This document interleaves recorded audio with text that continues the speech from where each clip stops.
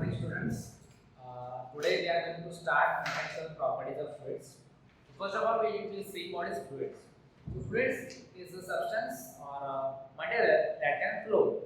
Now, which materials can flow? We all know liquids and gases can flow.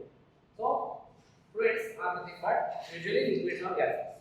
But most of the cases, we will consider only liquids as a fluid. Okay.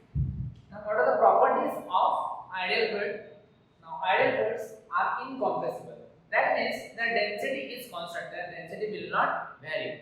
But practically, we all know that if you press a gas, its density will going to change. So, this is for only ideal fluids.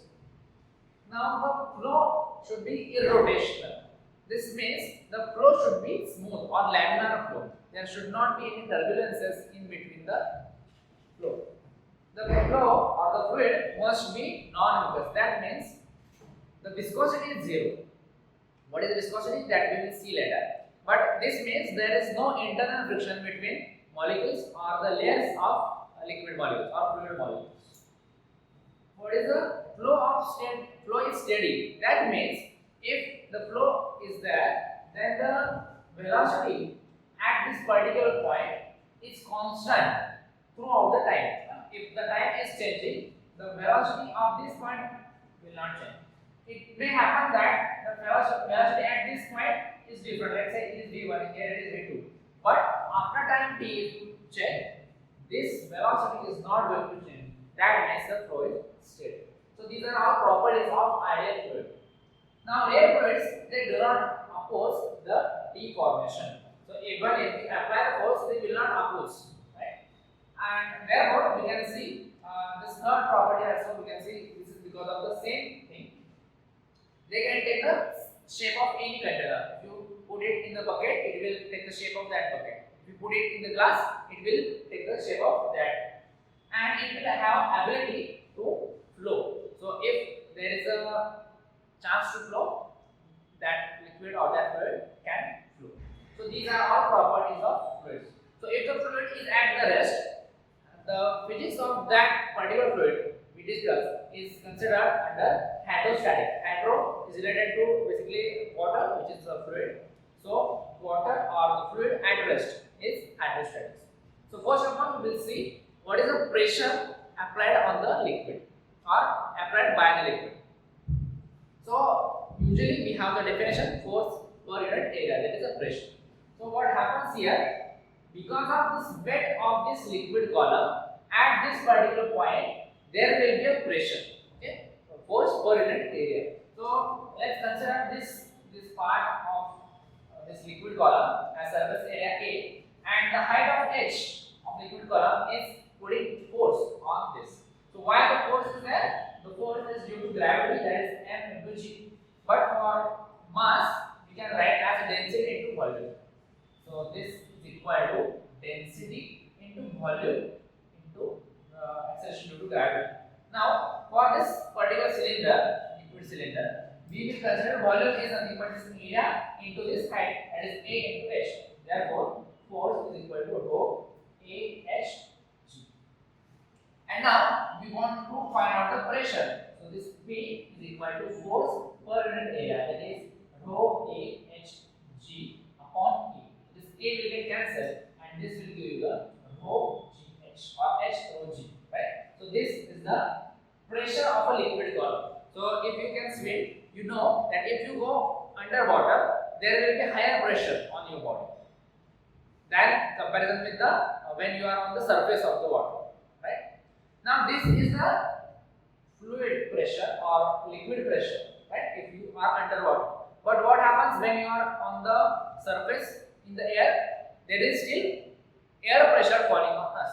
So that we call the total pressure. Suppose I am at this point, then the total pressure falling on me, that is equal to the atmospheric pressure due to air column and plus this liquid pressure. Now, if you see carefully in this equation, this does not contain A, right? So if I consider this much area, then also the pressure will be the same. If I consider all the area of container, then also this is same. So this only depends on the density of the fluid and the height of the liquid column, right? Usually all of us will experience the air pressure, but that does not affect us because we have a blood pressure inside. So whatever is the air pressure falling on our body, that is the direction is inward, but our blood pressure will have the direction outward. So that will get balanced, right? If you go to outer space, then the external pressure will be zero. So therefore you need to have some suit so that that suit can maintain the pressure difference, right? So it will not affect your body. Okay. Now there is a Pascal's law. So this was all about the how the liquids affect, how the liquid put pressures on the container, right? Now if you apply the pressure on the fluid at rest, what will happen? The Pascal's law says if pressure is applied at any point on enclosed fluid at rest, the pressure is transmitted equally and undiminished. Undiminished means whatever pressure is you are putting, the same pressure will be equally distributed all over the surface on the every point of the fluid and also on the walls or the bottom of the container. Here we ignore the effect of gravity because if you see, suppose I am considering the pressure here and the pressure here is the same, but there is additional factor of gravity, right? But that we are ignoring for now.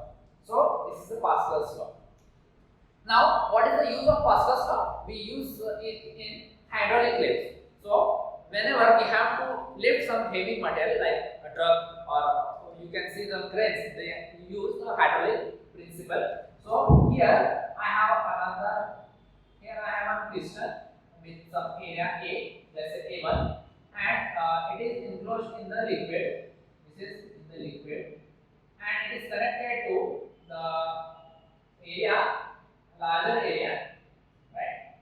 And it will also have another piston with having pressure, with having area A2.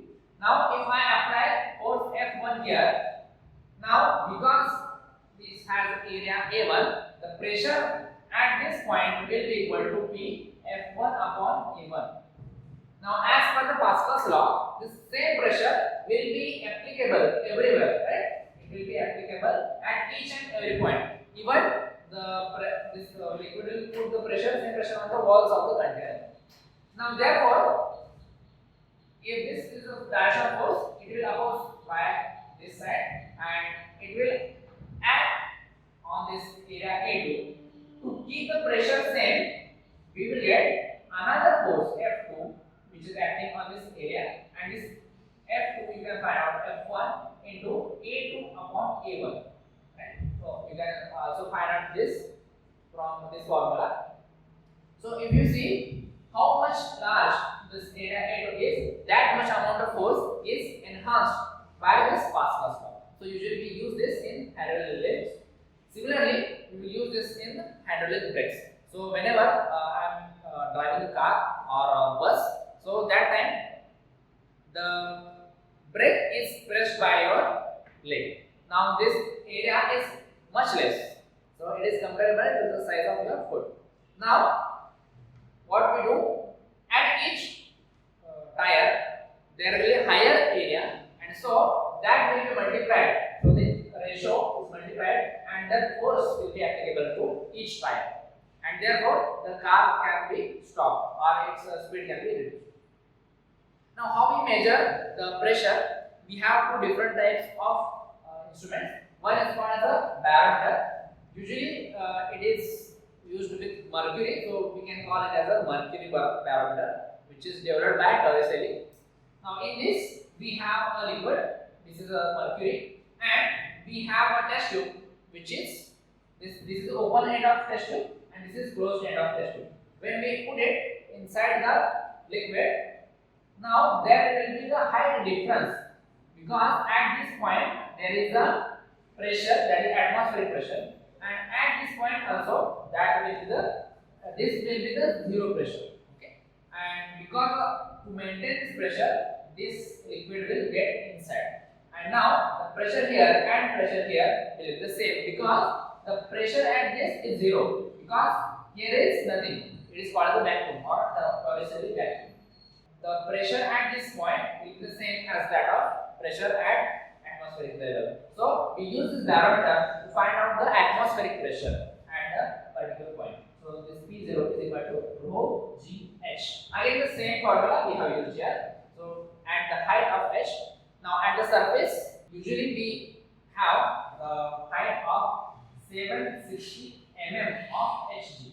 So this is one of the unit of pressure. Now SI unit, however, is you can see from here, force per unit area is Newton per meter square, or it has a special name of Pascal. So we can use that, but here we are using the unit mm of Hg, or it is also called as a torr. So 760 torr is the atmospheric pressure on the sea level. Now to measure the pressure at some instrument, we call it as a gauge pressure. So this is connected to some instrument. To measure that, we have to use the manometer. It is a U-shaped tube. Here also we have filled a fluid. Now when we connect this, before connecting this, the levels will be the same. Height of both sides will be the same. When we connect this, because it has higher pressure than the atmospheric pressure, the height here will increase. And again, the difference in height is the pressure difference. So the absolute pressure will be equal to P naught, which is atmospheric pressure, plus H rho G. So rho is again the density of that particular fluid. So we should not get confused with the density of this mercury and density of this solid. So we can use different symbol for this pressure, this density. So P naught plus H sigma G. So sigma is the density of that particular liquid. Okay, so this is enough for today's lecture. In the next lecture, we will see about the surface tension of the fluids.